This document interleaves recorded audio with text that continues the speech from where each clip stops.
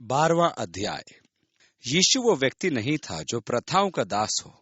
उसने अपने पर्वतीय उपदेश में स्पष्ट कर दिया था कि परमेश्वर का मूल उद्देश्य व्यवस्था देते समय मनुष्य को उससे वंचित करना नहीं था।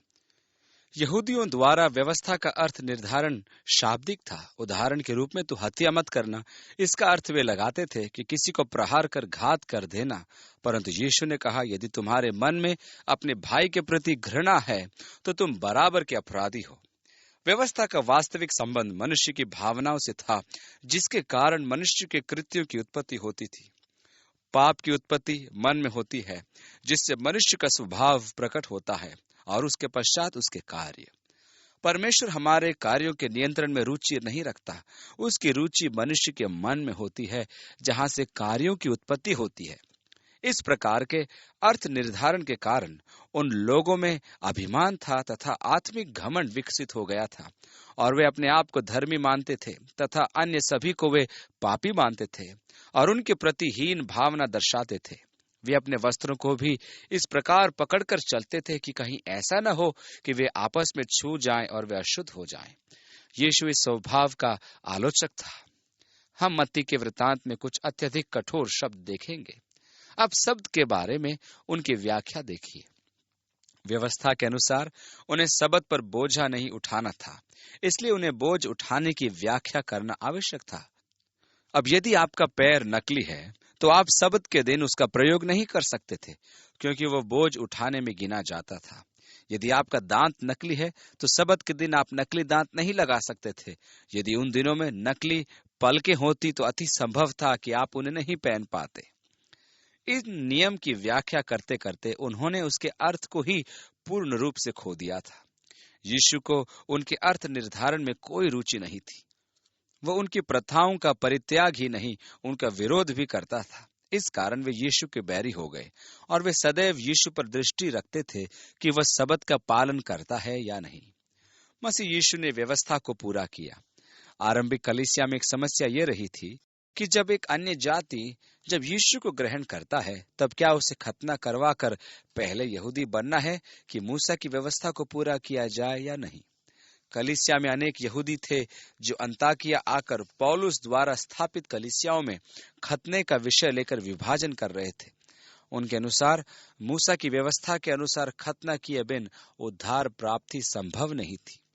पौलुस और बरनबास कुछ ऐसे भाइयों के साथ यरूशलेम आए कि इस विषय में कोई नियम पारित किया जाए।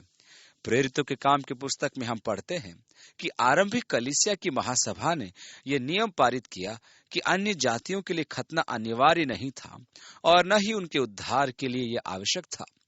परमेश्वर का आत्म व्यवस्था के अभाव में भी मनुष्य के मन में काम कर सकता है, इसलिए उन्हें यह निर्देश दिया गया था कि वे मूर्ति पूजा और अन्य बातों से दूर रहें। अन्य जातीय कलीसिया और व्यवस्था में संबंध स्थापित करने के समय सबत और सबत के नियम भी निर्धारित किए गए। इब्रानियों की पुस्तक में हमें यहाँ तक कहा गया है कि मसीह ही हमारा विश्राम है। सब्त का अर्थ है विश्राम। परमेश्वर की पुस्तक इच्छा के अनुसार मनुष्य को सब कुछ छोड़कर पूरा दिन विश्राम करना था, और मनुष्य के लिए सप्ताह में एक दिन विश्राम अति आवश्यक भी होता है। अतः सब्त का दिन मनुष्य के लिए बनाया गया था।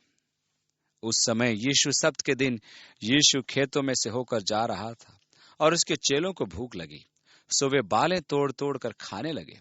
फरीसियों ने ये देखकर उसे कहा, देख, तेरे चेले वो काम कर रहे हैं जो सब्त के दिन करना उचित नहीं। उसने उनसे कहा, क्या तुमने नहीं पढ़ा कि दाऊद ने जब वो और उसके साथी भूखे हुए थे तो क्या किया? वो क्यों कर परमेश्वर के घर में गया और भेंट की रोटियां खाई, जिन्हें खाना तो उसे और न उसके साथियों को था, पर केवल याजकों को उचित था। दाऊद जब शाऊल से बचकर भाग रहा था, तब वो परमेश्वर के मंडप में याजक के पास आया। दाऊद और उसके साथी भूखे थे, अतः उसने चढ़ावे की रोटियां लेकर अपने साथियों को दी। ये रोटियां केवल याजक ही खा सकते थे। ये दाऊद का ये कार्य व्यवस्था विरोधी था। निस्संदेह परमेश्वर ने एक कानून बनाया था कि वे रोटियां केवल याजक खा सकते थे, परंतु यहाँ मानवीय आवश्यकता का प्रश्न आता है और मनुष्य के प्राण सुरक्षा के लिए परमेश्वर की व्यवस्था मूसा की व्यवस्था से भी बड़ी है। 5वीं आयत में पढ़ते हैं, या तुमने व्यवस्था में नहीं कहा कि याजक सब्त के दिन मंदिर में सब्त के दिन की विधि को तोड़ने पर भी निर्दोष ठहरते हैं? मैं अन्य दिनों की अपेक्षा रविवार को संभवतः सबसे अधिक काम करता हूँ। यदि सब्त पर काम न करने का प्रश्न है, तो सबसे अधिक काम तो याजक करते थे। वे चढ़ावों का बोझ उठाते थे। 6ठी आयत, पर मैं तुमसे कहता हूँ कि यहाँ वह है जो मंदिर से भी बड़ा है। यदि याजक मंदिर में काम करके सब्त के दिन को तोड़ने के दोषी नहीं थे, तो यीशु के शिष्यों को क्यों दोष दिया जाए? यदि तुम इसका अर्थ जानते कि मैं दया से प्रसन्न हूं, बलिदान से नहीं, तो तुम निर्दोष को दोषी न ठहराते। यीशु ने दूसरी बार इसका संदर्भ दिया, परमेश्वर को चढ़ावे जाने से उत्तम है दया दर्शाना। परमेश्वर ने शाऊल से कहा था कि वह अमालेकियों और उनके संपूर्ण संपदा को नाश कर दे, परंतु वह सबसे अच्छे पशुओं को बचा लाया था कि परमेश्वर को बलिदान चढ़ाए। शमूएल ने उसे झिड़कते हुए कहा कि आज्ञा मानना चढ़ावा चढ़ाने से उत्तम है। परमेश्वर उनके चढ़ावों से खिन्न हो चुका था, क्योंकि वे सोचने लगे थे कि कोई भी कुकर्म करके वे चढ़ावा चढ़ा देंगे और उन्हें क्षमा प्राप्त हो जाएगी। इसलिए प्रभु ने कहा, चढ़ावा चढ़ाने से उत्तम है दया दर्शाना। परमेश्वर ने कहा, मैं तुम्हारे चढ़ावों से दुखी हो गया हूं, मैं तो उनकी गंध भी पसंद नहीं करता। तुम दया नहीं दर्शाते हो, वरन उसके लक्षण तक नहीं दर्शाते। आज्ञा मानना चढ़ावा चढ़ाने से उत्तम है। मैं चाहता हूं कि तुम दया दर्शाओ, परंतु तुम चढ़ावा लेकर आते हो। परमेश्वर ने कहा, वे मेरे लिए घृणित वस्तुएं हैं, मुझे तुम्हारे में दया देखना है, न कि चढ़ावे। यदि तुम ये समझ गए हो, तो तुम यहाँ निर्दोष का न्याय नहीं करते। उसने ये नहीं कहा कि वे परमेश्वर की व्यवस्था के उल्लंघन के दोषी हैं। 8वीं आयत, मनुष्य का पुत्र तो सब्त के दिन का भी प्रभु है। इस प्रकार यीशु स्वयं को सब्त से भी बड़ा दर्शाता है। निसंदेह वो हमारा सब्त अर्थात विश्राम है। हमने मसीह में प्रवेश कर लिया है, अर्थात विश्राम में प्रवेश। एक विश्वासी के लिए वो वास्तव में सब्त है। 9वीं आयत, वहां से चलकर वो उनके सभा के घर में आया, और देखो एक मनुष्य था जिसका हाथ सूखा हुआ था, और उन्होंने उस पर दोष लगाने के लिए उससे पूछा कि क्या सब्त के दिन चंगा करना उचित है? उनकी व्याख्या के अनुसार सब्त के दिन रोग उपचार वर्जित था। यदि कोई व्यक्ति दुर्घटनाग्रस्त हो जाता और उसका लहू बह रहा हो, तो आप उस पर बंध बांध कर उसके जीवन की रक्षा कर सकते थे, परंतु उसका उपचार सब्त के दिन वर्जित था। उसके घावों पर पट्टियां बांधने के लिए आपको सब्त का दिन समाप्त होने तक प्रतीक्षा करनी होती थी कि उसके जीवन सुरक्षा के लिए आप कुछ भी कर पाते, परंतु उसका उपचार आप नहीं कर सकते थे। वे भली भांति जानते थे कि यीशु उस व्यक्ति की निश्चय ही सहायता करेगा, क्योंकि वो मनुष्य का दुख नहीं सह सकता था। वो निश्चय ही कुछ करेगा, उनको मालूम था। अब वे अपनी समझ से सब्त की व्याख्या कर यीशु से पूछते हैं कि सब्त के दिन रोगी का उपचार करना क्या उचित है? वे इस बात पर यीशु को फंसाना चाहते थे, क्योंकि रबी गमालियल की परिभाषा में ऐसा करना मना था। 11वीं आयत में उसने उनसे कहा, तुम में ऐसा कौन है जिसकी एक ही भेड़ हो और वह सब्त के दिन गड्ढे में गिर जाए तो वह उसे पकड़कर न निकाले? यदि आप अपनी भेड़ को गड्ढे में से निकालते हैं तो आपने बोझ उठाया और यह सब्त का उल्लंघन हुआ, परंतु यह वर्जित नहीं था। यीशु ने कहा, भला मनुष्य का मूल्य भेड़ से कितना बढ़कर है? किसी पशु से मनुष्य क्या अधिक मूल्यवान नहीं कि सब्त के दिन उसकी सहायता की जाए? इसलिए सब्त के दिन भलाई करना उचित है। कोई नहीं कहेगा कि सब्त के दिन भलाई करना उचित नहीं है। 12वीं आयत, तब उसने उस मनुष्य से कहा, अपना हाथ बढ़ा। उसने बढ़ाया और वह फिर दूसरे हाथ की नाई अच्छा हो गया। तब फरीसियों ने बाहर जाकर उसके विरुद्ध सम्मति की कि उसे किस प्रकार नाश करे। वे अब अत्यधिक रोषपूर्ण हो गए थे, क्योंकि यीशु के कारण उनकी स्वांगपूर्ण धार्मिकता समाप्त हो रही थी। अतः उन्होंने सोचा कि उसे समाप्त कर दिया जाए। 15वीं आयत, ये जानकर यीशु वहां से चला गया और बहुत लोग उसके पीछे हो लिए, और उसने सबको चंगा किया। यीशु अपने समय आने तक उनका सामना नहीं करना चाहता था, इसलिए वो चुपचाप वहां से चला गया और उन्हें चिताया कि मुझे प्रकट न करना कि जो वचन यशायाह भविष्यद्वक्ता के द्वारा कहा गया था वो पूरा हो, कि देखो ये मेरा सेवक है जिसे मैंने चुना है, मेरा प्रिय जिससे मेरा मन प्रसन्न है। मैं अपना आत्मा उस पर डालूंगा और वह अन्य जातियों को न्याय का समाचार देगा। वह न झगड़ा करेगा और न धूम मचाएगा और न बाजारों में उसका शब्द सुनेगा। वह कुचले हुए सरकंडे को न तोड़ेगा और धुआं देती हुई बत्ती को न बुझाएगा, जब तक न्याय को प्रबल कर आए और अन्य जातियां उसके नाम पर आशा रखेंगी। यह यशाया की भविष्यवाणी है, जिसके अनुसार सुसमाचार अन्य जातियों में पहुंचाया गया। इज़राइल एक कुचला हुआ सरकंडा और धुआं देती हुई बत्ती थी। प्रभु उनका सामना नहीं करेगा, केवल वहां से चला जाएगा। वो कुचले हुए सरकंडे को नाश करने नहीं आया था, वो उनकी सेवा के लिए आया था जो उसकी शिक्षाओं को सुनते थे। 22वीं आयत। तब लोग एक अंधे गूंगे को जिसमें दुष्टात्मा थी उसके पास लाए और उसने उसे अच्छा किया और वह गूंगा बोलने और देखने लगा। इस पर सब लोग चकित होकर कहने लगे, ये क्या दाऊद की संतान का है? ये भविष्यवाणी का वचन था, क्योंकि परमेश्वर ने दाऊद को यह वचन दिया था कि मसीहा उसके वंश से आएगा, दाऊद की संतान अर्थात मसीहा। 24।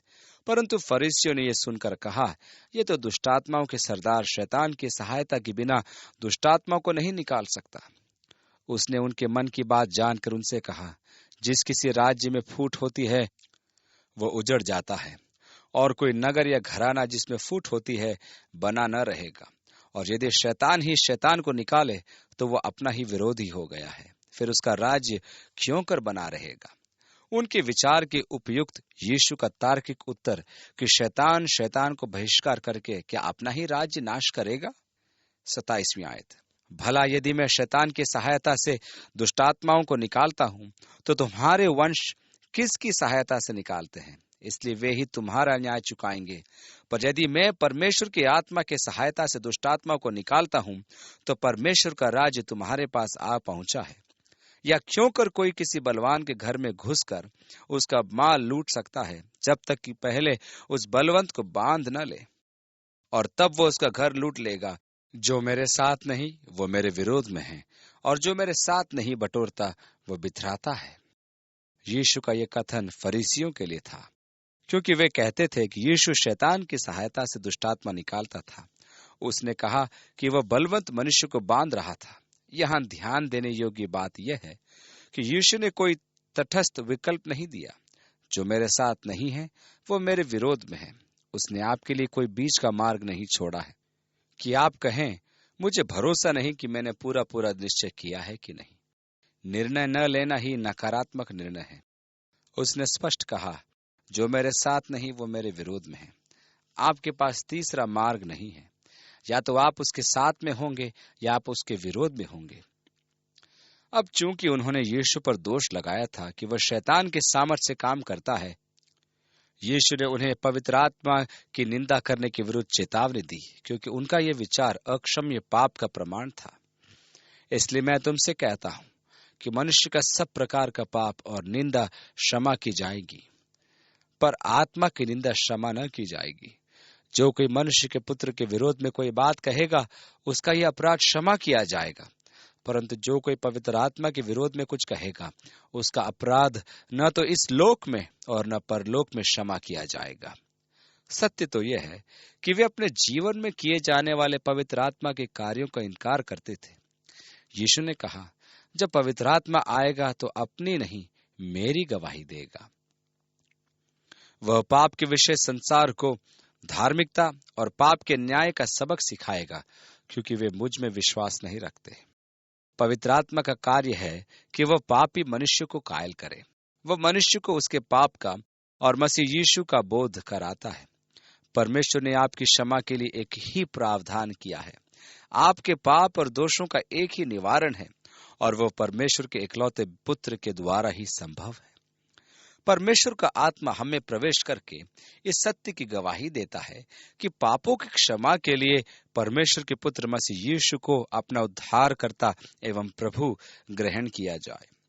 अब यदि आप अपने मन में पवित्र आत्मा के उस कार्य को इनकार करते हैं जिसके द्वारा वह आप पर मसीह यीशु को प्रकट करता है और पाप का बोध कराता है, तो आपको क्षमा प्राप्त नहीं हो सकती है, क्योंकि परमेश्वर ने मनुष्य के उद्धार के लिए अन्य कोई प्रावधान नहीं किया। प्रेरितों के काम उसके 4 अध्याय में पतरस ने कहा, और किसी दूसरे के द्वारा उद्धार नहीं, क्योंकि स्वर्ग के नीचे मनुष्यों में और कोई दूसरा नाम नहीं दिया गया जिसके द्वारा हम उद्धार पा सके। अतः यदि आप परमेश्वर के पुत्र की मृत्यु द्वारा पापों की क्षमा के प्रावधान का परित्याग करते हैं, तो आप परमेश्वर के पास कोई विकल्प नहीं छोड़ते हैं। आपको न तो इस संसार में और न ही आने वाले संसार में क्षमा प्राप्त होगी, क्योंकि परमेश्वर ने पाप क्षमा का एक ही प्रावधान किया है। आपके मन में पवित्र आत्मा इस सत्य की गवाही देता है। पवित्र आत्मा की इस गवाही को स्वीकार न करना या उसका इनकार करना पवित्र आत्मा की निंदा है। यदि आप मसीह यीशु के विरुद्ध इस अवस्था में उन्नति करते हैं, तो आपको इस तथ्य का तार्किक प्रतिवाद खोजना होगा कि यीशु दाऊद का पुत्र है और मसीहा है। विवाद रहित प्रमाण है कि यीशु वास्तव में वही है जो उसने अपने विषय में कहा। उसके नाम और उसके जीवन के सामर्थ्य के द्वारा आपके सामने एक ऐसा तथ्य है जिसका आप इनकार नहीं कर सकते। फरीसियों ने यीशु का ऐसा इनकार किया था, इसलिए वे एक ऐसे स्थान पर थे जहां से लौट आना उनके वश में नहीं था, क्योंकि वे देखते हुए भी यीशु को स्वीकार करने के लिए तैयार नहीं थे और कहते थे कि वह शैतान की सहायता से कार्य करता है। ऐसी परिस्थिति में मनुष्य प्रत्यक्ष प्रमाणों को झूठी व्याख्या देता है और मनुष्य उस स्थान पर आ जाता है जिसका वर्णन यूहन्ना के 12वें अध्याय में हम देखते हैं। फरीसियों की यही स्थिति थी, इसलिए वे विश्वास नहीं कर पाए। ऐसी स्थिति में मनुष्य के लिए मन परिवर्तन कठिन हो जाता है। फिर वह विश्वास नहीं करता, वह बहुत दूर निकल चुका होता है। उनमें सुधार लाना कठिन था। इसी कारण उन्होंने यीशु के विषय कहा कि वह शैतान की सहायता से काम करता है। उनके सामने प्रत्यक्ष प्रमाण था कि वह मनुष्य बोलता है और देखता है, तो वे क्या करते? उन्हें कोई तर्क तो खोजना था, अतः उन्होंने ऐसा कहा। अब यीशु 33वीं आयत में आगे कहता है, यदि पेड़ को अच्छा कहो तो उसके फल को भी अच्छा कहो, या पेड़ को निकम्मा कहो तो उसके फल को भी निकम्मा कहो, क्योंकि पेड़ फल ही से पहचाना जाता है। हे सांप के बच्चों, तुम बुरे होकर क्यों कर अच्छी बातें कह सकते हो? क्योंकि जो मन में भरा है वही मुंह पर आता है। भला मनुष्य मन के भले भंडार से भली बातें निकालता है, और बुरा मनुष्य बुरे भंडार से बुरी बातें निकालता है। और मैं तुमसे कहता हूं कि जो जो निकली बातें मनुष्य कहेंगे, न्याय के दिन हर एक बात का लेखा देंगे। क्योंकि तू अपनी बातों के कारण निर्दोष और अपनी बातों के कारण ही दोषी ठहराया जाएगा। इस पर कितने शास्त्री और फरीसियों ने उससे कहा, हे गुरु, हम तुझसे एक चिन्ह देखना चाहते हैं। उन्होंने अभी प्रत्यक्ष प्रमाण देखकर स्वीकार न किया।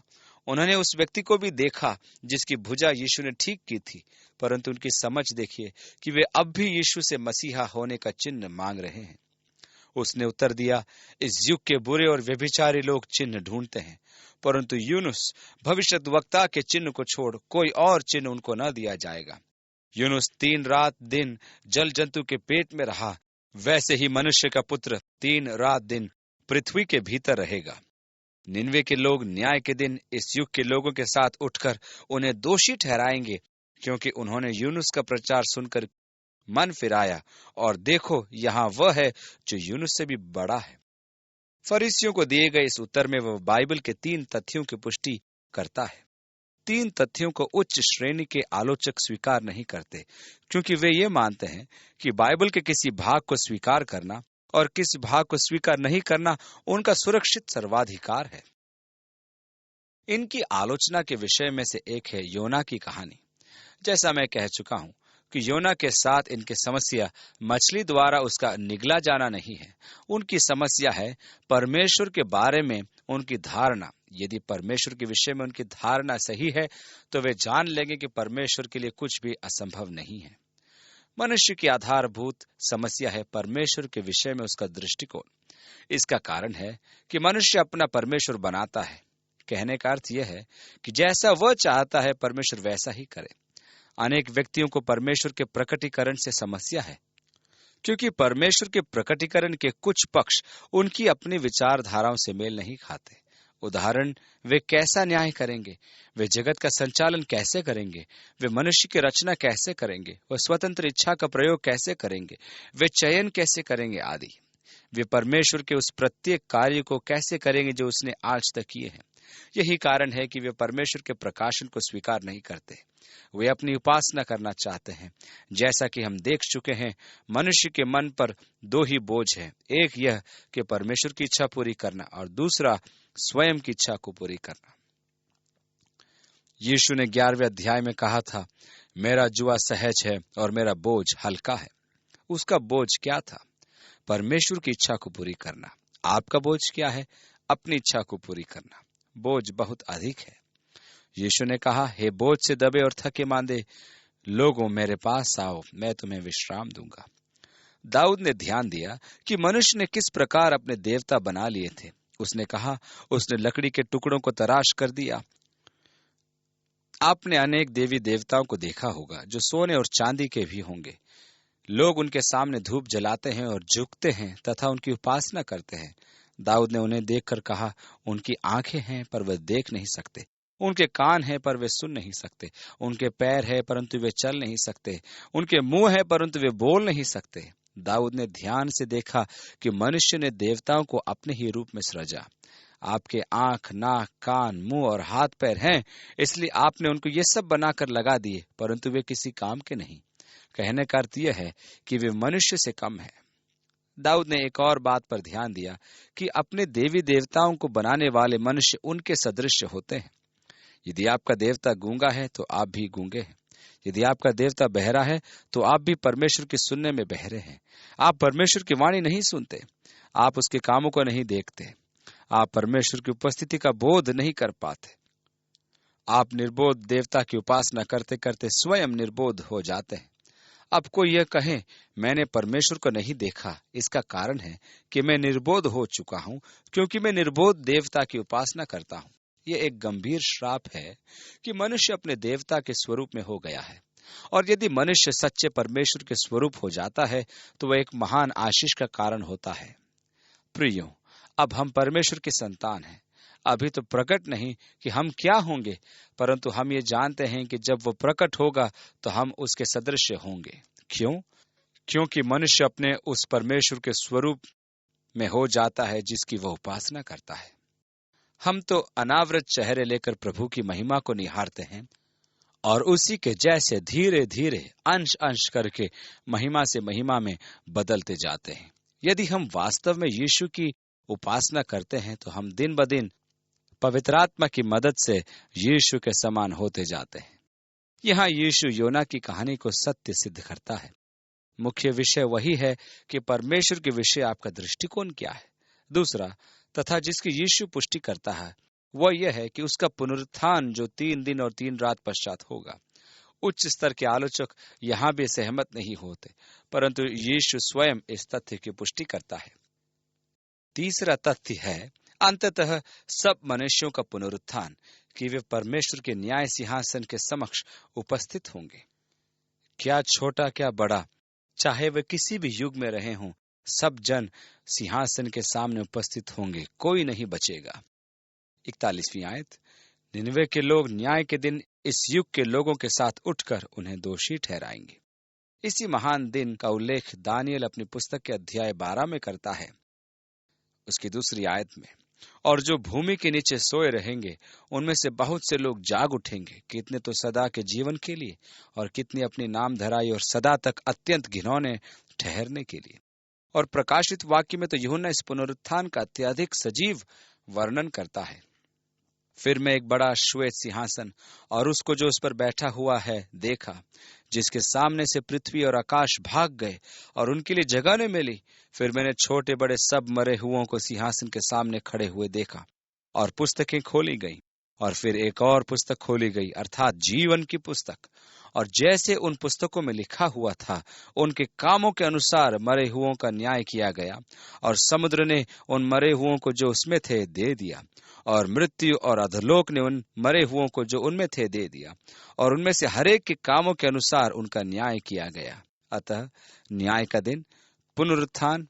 यीशु पुनः इस तथ्य की पुष्टि करता है कि वे निनवे के लोग इस पीढ़ी के साथ पुनर्जीवित होंगे और इनको दोषी ठहराएंगे, क्योंकि इन्होंने योना का प्रचार सुनकर पश्चाताप किया था, परंतु इस पीढ़ी के लोगों ने नहीं। योना के मन में कटुता थी, उसके मन में घृणा भरी थी। वह उन लोगों से प्रेम नहीं रखता था जिनमें प्रचार करने उसे भेजा गया था। वह उनके प्रति रोष और घृणा ले पूर्ण था, इसलिए वह वहां जाना ही नहीं चाहता था। उसने वहां न जाने का यथासंभव प्रयास किया। उसे वहां जाने के लिए बाध्य किया गया। अब किसी ने कहा कि परमेश्वर अपनी इच्छा के विरुद्ध आपसे काम नहीं करवाएगा। यह सत्य है, परंतु वह आप में ऐसी इच्छा करता है कि आप उसकी इच्छा पूरी करें। योना के साथ भी ऐसा ही हुआ। मेरे कहने का अर्थ यह है कि उसने योना को मछली के गर्म पेट में रखा। समुद्री घास उसके चारों ओर लिपट गई थी और समुद्री लहरों की मार उसे पड़ रही थी। किसी स्तनधारी प्राणी के शरीर में 30 से 32 डिग्री का तापमान होता है। अंत में हार कर उसने प्रभु से कहा, बहुत हुआ, मैं बाहर जाना चाहता हूँ। परमेश्वर उसे बांध कर नहीं ले गया, परंतु उसकी इच्छा को साधा कि वह स्वयं कहे, मैं जाऊंगा। ये ठीक वैसी ही प्रक्रिया है जैसे कि एक बच्चे के साथ होती है। जब उसका पिता उसे 2 या 3 बार बैठने के लिए कहे, परंतु वो बैठने से इनकार करे और उसे उसकी कमर पकड़कर उसका पिता बैठा दे, तो उसका मन यही कहेगा, मैं बाहर से बैठा हुआ दिख रहा हूं, परंतु अंदर ही अंदर मैं खड़ा हूं। वो मन से अब भी तैयार नहीं था, इसलिए उसने रूख प्रचार किया कि 40 दिन पश्चात विनाश आ पड़ेगा। राजा ने तुरंत ही उपवास का आह्वान किया। उसने स्वयं टाट ओढ़ी और राख डाली। उन्होंने प्रार्थना की कि परमेश्वर से दया की याचना कौन कर सकता है। उन्होंने हृदय से पश्चाताप किया। एक चमत्कार। और यहाँ ये लोग जिनके पास यीशु प्रेम और अनुकंपा से पूर्ण होकर आया था, उन्होंने उसका त्याग किया। निसंदेह निनवे के लोग उन पर दोष लगाएंगे, क्योंकि उन्होंने तो योना के संदेश पर विश्वास करके पश्चाताप किया, परंतु ये लोग तो मसीहा का ही त्याग करते हैं। 42वीं आयत। दक्षिण की रानी न्याय के दिन इस युग के लोगों के साथ उठकर उन्हें दोषी ठहराएगी, क्योंकि वह सुलेमान का ज्ञान सुनने के लिए पृथ्वी की छोर से आई, और देखो यहाँ वह है जो सुलेमान से भी बड़ा है। मसीह यीशु को त्यागने का कोई बहाना नहीं है, क्योंकि आपके निवारण का वह परमेश्वरीय प्रावधान है, और यदि आप उसका त्याग करते हैं तो प्रत्येक पीढ़ी के लोग जी उठने के दिन न्याय में आपको दोषी ठहराएंगे। अब दुष्टात्माओं से छुटकारे के बारे में यीशु के वचन। जब अशुद्ध आत्मा मनुष्य में से निकल जाती है तो सूखी जगहों में विश्राम ढूंढती फिरती है और पाती नहीं। तब कहती है कि मैं अपने उसी घर में जहां से निकली थी लौट जाऊंगी, और आकर उसे सूना, झाड़ा बुहारा और सजा सजाया पाती है। तब वह जाकर अपने से और बुरी 7 आत्माओं को अपने साथ ले आती है, और वे उसमें बैठकर वहां वास करती है, और उस मनुष्य की पिछली दशा पहले से भी बुरी हो जाती है। इस युग के बुरे लोगों की दशा भी ऐसी ही होगी।